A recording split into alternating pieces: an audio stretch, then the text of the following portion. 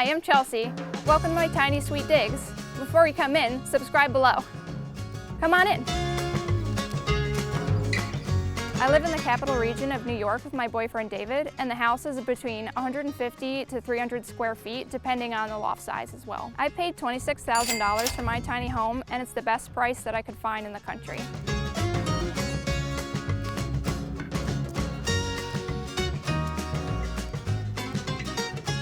This is the dinette here. It was intimidating just designing the house. I started out looking at other people's designs online and like YouTube videos that described how to like draw a layout. Pretty much every corner of the house has some kind of storage in it. You kind of have to utilize every nook and cranny to get stuff where you need it. We have storage seats, we have storage under the stairs, we have storage in the toe kicks, just everywhere. My storage seat is basically my stash of yarn and crochet projects, all my work in progress. Before we had anything in the house, it felt smaller. Like it was just like this big box. So we were like, oh God, we were never fit in here. But then as you put stuff in, it grew for some reason. It seemed way bigger. And this is our kitchen. We had like a really weird incident with a glass crystal ball that we have. It basically made like a laser through the glass ball and burned like an indentation in the wood. And we realized like, okay, that's kind of scary. Yeah, we kept waking up like, oh, what's that pleasant smell? And it's like, oh, my house is burning. Okay, that's it. The other thing would be the electricity situation. Because we have the house plugged in kind of a janky way, it's just like, we can have the kettle on, but then we can't have the TV on, and we can have the air conditioning on, but don't turn on the water. It's just an error that we made, like figuring out how long of wires we needed to the electrical. We weren't able to like cook a lot, so we had ramen and like couscous and sardines for a couple of months, and that got boring really quick. But now that we have a mini fridge, we're able to make like really easy meals, just like sandwiches and like bagels and cream cheese. But we're really looking forward to cooking in the future. So we've already bought something like Instant Pot and induction cooktop. And down here is our bathroom. Here, I'll show you the sliding door.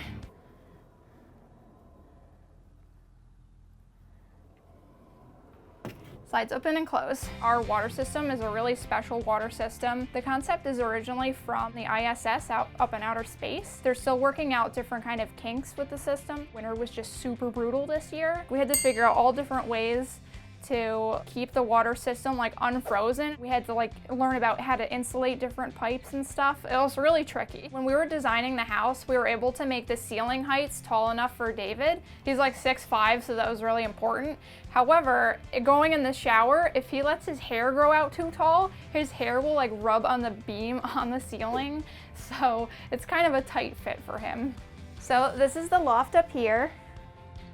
Before we got into tiny homes, we were looking up like RVs, just looking through like Google Images. I found pictures of tiny houses and I was just like super intrigued. I worked retail for 5 years. Having the tiny house has allowed me to try to figure out what I want to do next in life. I'm really interested in doing things with my voice, like voice acting. I love music and singing and stuff like that. I really want to be able to pursue my passion for art and crafts. Right now it's more of a hobby, but I really want to turn it into more of a career. Having a tiny house kind of feels like a sanctuary to allow us to concentrate on those kinds of things that we really want to pursue. Being in this house will help us save money, and if we have jobs, we'll do like part-time jobs, and we'll be able to really like get into the things that we love. I'm not sure where to begin with my stuffed animal collection. I have so many. As an artist, I definitely appreciate like some of the craftsmanship that goes into stuffed animals and the designs. A lot of stuffed animals that I've kept as a kid were kind of like my friends growing up, especially since I didn't have a lot of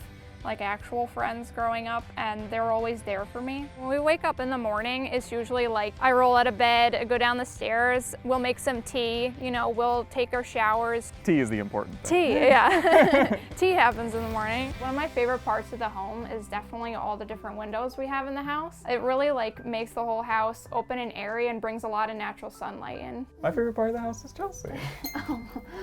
She's so sweet. We met in 7th grade, and I just had a lot of fun just like nagging him, so. Yeah, the harassment was very endearing, so I guess it all just worked out. Yeah. Best part about living on our own is the freedom that it gives us. We want to avoid winter if possible. This year kicked our butts real hard. We plan to move down south, hopefully closer to the beach on the coast somewhere.